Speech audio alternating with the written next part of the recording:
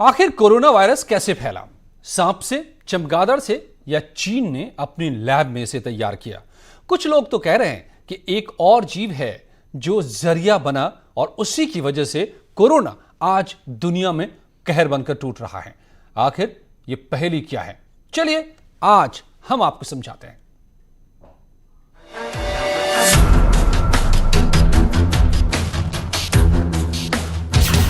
Corona virus क्या जानवर से इंसान में आया?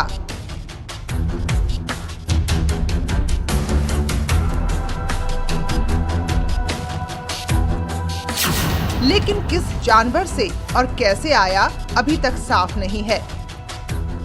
पहले कहा गया कि ये सांप से आया, फिर चमगादड़ और इस कड़ी में नाम पेंगोलिन का भी जुड़ गया है।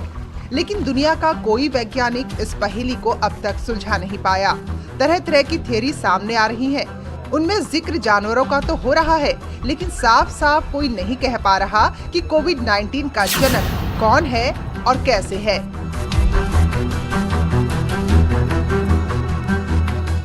आज हम आपको कोरोना वायरस से जुड़ी हर पहेली को समझाने की कोशिश करेंगे और बताएंगे कि अगर ये वायरस जानवरों से आया है तो आप तक कैसे पहुंचा, वो कौन सी परिस्थितियां रही होंगी जिसमें ये वायरस एक दूसरे के शरीर से होते होते इंसानों तक पहुंचा। लेकिन उससे पहले पेंगोलिन को समझिए।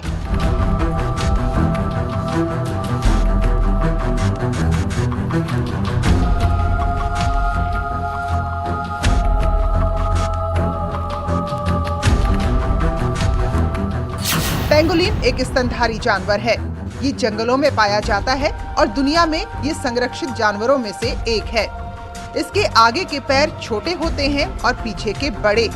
देखने में ये इतने सुंदर होते हैं कि लोग इन्हें घर में भी रखना पसंद करते हैं।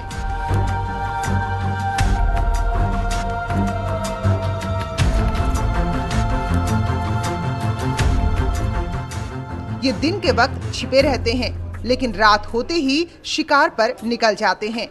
पेंगोलिन को हिंदी भाषा में लोग चींटीखोर कहते हैं, यानी जो चींटियों को खाकर जिंदा रहता है।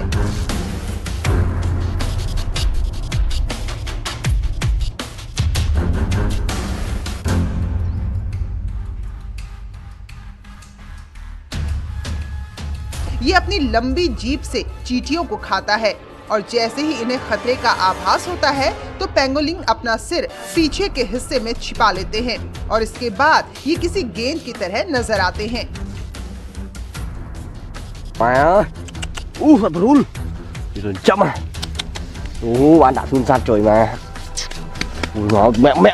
आप देख सकते हैं कि जैसे ही इस युवक ने उसे पकड़ा, पेंगोलिन ने अपने शरीर का आकार ही बदल लिया, लेकिन शिकारी से खुद को नहीं बचा पाया।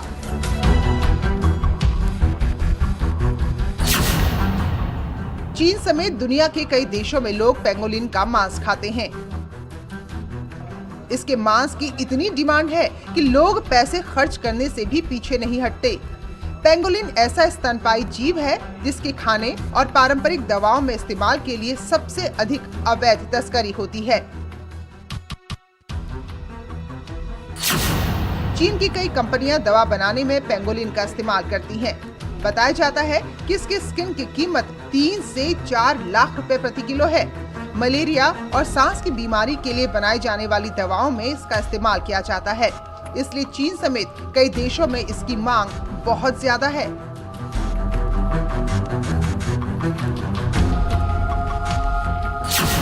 कई देशों में तो झाड़ फूंक के लिए भी पेंगोलिन का इस्तेमाल किया जाता है, लेकिन सबसे ज्यादा लोग इसका मांस खाते हैं और कई लोग तो इसे अपने घरों में पालते भी हैं।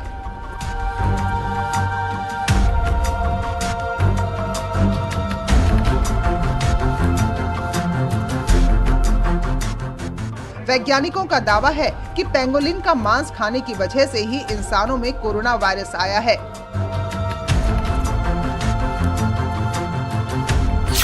पेंगोलिन में कोविड-19 से मेल खाते वायरस मिलने की पुष्टि हुई है, लेकिन ये वायरस कैसे आया ये अभी तक एक पहेली है।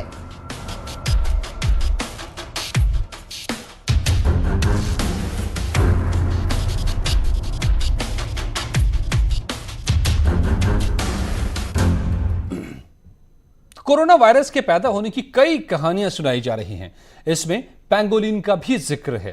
दावा किया जा रहा है कि चीन के वेट मार्केट में से वायरस इंसानों में पहुंचा, लेकिन पेंगोलिन में कैसे पहुंचा यह अभी भी साफ नहीं है।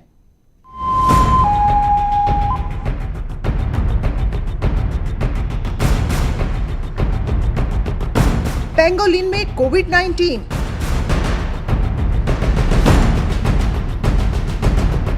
मेल खाते वायरस मिलने की पुष्टि।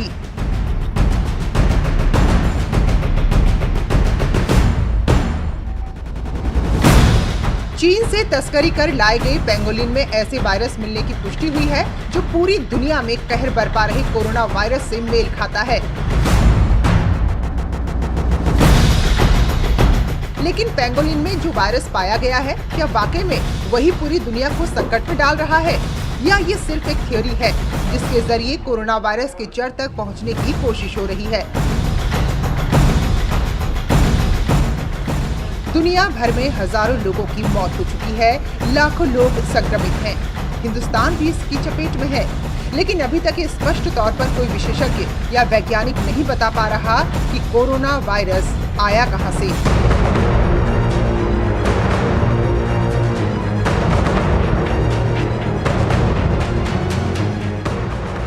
इसे लेकर कई तरह की खबरें, अफवाह सोशल मीडिया पर वायरल हैं। कई देश भी इसी उलझन में हैं। कुछ लोगों का मानना है कि चीन के वेट मार्केट से आया है। चीन में कई जंगली जानवरों का इस्तेमाल खाने और दवाइयों के लिए किया जाता है। कोरोना वायरस वहीं से इंसानों में आया, शायद पेंगोलिन के जरिए।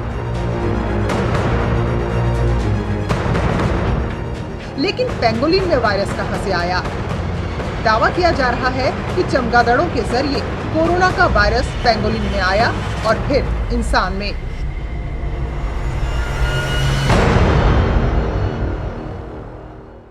ये जो कोरोना वायरस होता है, ये बैट्स के अंदर भी पाया जाता है।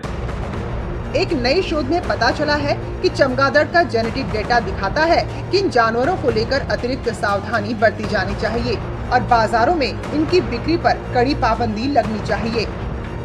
चाइना में जो भी रिसर्च हुआ, उसमें एक चीज का पता चला कि जो वायरस हम लोगों में आया है, वो या तो बैट्स में का वायरस ऐसे म्यूटेशंस डेवलप हुए जिससे वो इंसान के अंदर भी जाने की क्षमता रखता होगा और बीमारी करता होगा, उस किस्म का विषाणु बन गया और आया।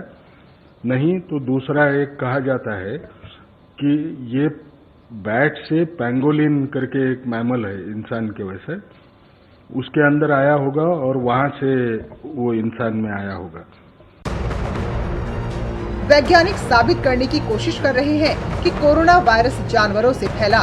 जूलॉजिकल सोसाइटी ऑफ लंदन के प्रोफेसर एंड्रयू कनिंगम का कहना है कि घटनाओं की कड़ी जोड़ी जा रही है।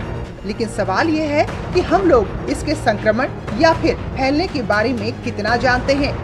जब वैज्ञानिक नए वायरस को मरीज के शरीर में समझ पाएंगे, तभी चीन के चमगादड़ों या फिर पेंगोलिन को लेकर स्थिति साफ हो पाएगी।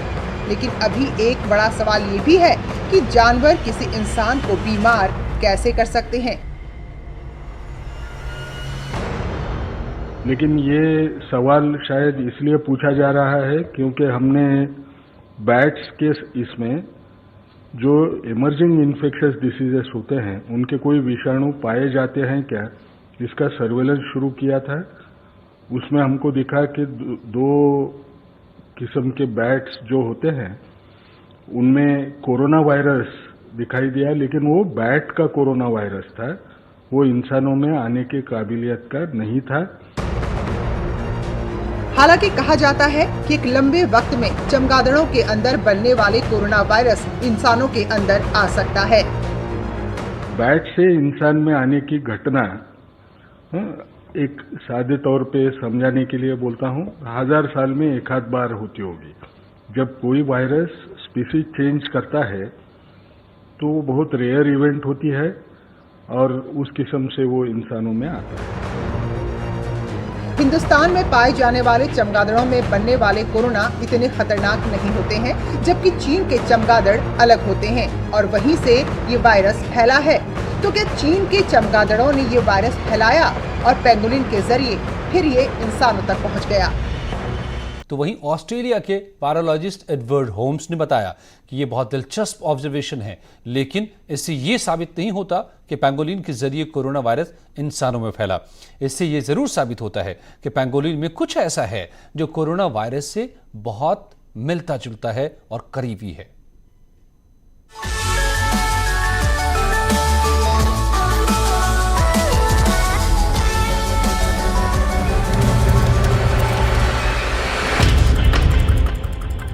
चीन के वुहान शहर से निकला ये वायरस अब दुनिया के लिए खतरा बन गया है।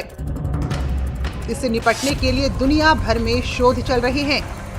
हिंदुस्तान में भी सवाल का जवाब खोजा जा रहा है कि चमगादड़ और पेंगोलिन के वायरस कैसे इंसान के शरीर में जा सकते हैं, उनका रूट क्या है। उसी क्रम में इसकी जीनोमिक स्टडी करने के लिए इस वायरस का हिंदुस्तानी जो वैज्ञानिक हैं वो भी बहुत काम कर रहे हैं। इसी क्रम में जो निकल के आया कि एक हिंदुस्तान का जो चमगादड़ की जो प्रजाति है उसमें ये वायरस पाया गया और इस वायरस से ह्यूमन में ट्रांसमिशन हुआ। और ह्यूमन में ट्रांसमिशन के पहले एक पेंगोलिन करके एक प्रजाति है जिसमें एक लिंक पाया गया है। तो इसका पर्पज़ ये है कि हम उसका जो जीनोम है वायरस का वो हम स्टडी करें, क्योंकि ये कोरोना वायरस एक हमेशा स्ट्रेन बदलता रहता है और ये आरएनए वायरस है।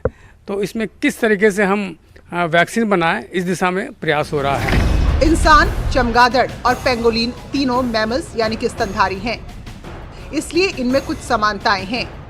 चीन के वैज्ञानिकों के मुताबिक पेंगोलिन और कोरोना वायरस से पीड़ित इंसानों का जीनोम यानी जीन्स का समूह 99% तक मिलता है।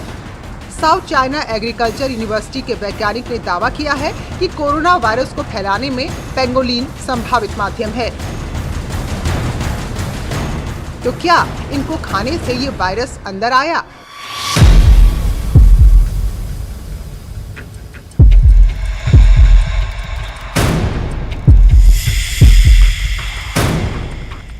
भारतीय वैज्ञानिकों का एक प्रयास चल रहा है कि हम चमगादड़ में जो इसका रिजर्वायर है, इस रिजर्वायर को इन्होंने आइडेंटिफाई किया और उसकी जीन की स्टडी करके ये पाया कि पेंगोलिन भी इन बिटवीन ह्यूमन और बैट्स हैं। और साथ में ये भी एक गलतफहमी लोगों के हो रही है कि इस चमगादड़ के खाने से वायरस फैलेगा, ऐसा नहीं है। लेकिन चमगादड़ को पकड़ने की प्रक्रिया में जो उसके फोमाइड से जो एरोसॉल्स से संक्रमित हुआ है व्यक्ति, उससे फैला है, ना कि चमगादड़ को खाने से। तो एक गलतफहमी लोगों में है कि चमगादड़ फैला रहा है, ऐसा नहीं है। वो रिजर्वायर है और रिजर्वायर से वो ह्यूमन में ट्रांसमिट हुआ है और ह्यूमन से फिर वो स्प्रेड हुआ है। तो इस क्रम में एक वैक्सीन बनाने की प्रक्रिया चल रही है, उसकी जीन की स्टडी हुई है। मुझे लगता है कि इस दिशा में भारत बहुत अच्छा काम करेगा और विश्व को एक दिशा दे पाएगा। यानी अभी तक ये साफ नहीं हो पाया है कि कोरोना वायरस यानी कोविड-19 इंसानों में कैसे पहुंचा। अभी सिर्फ अनुमान ही लगाए जा रहे हैं।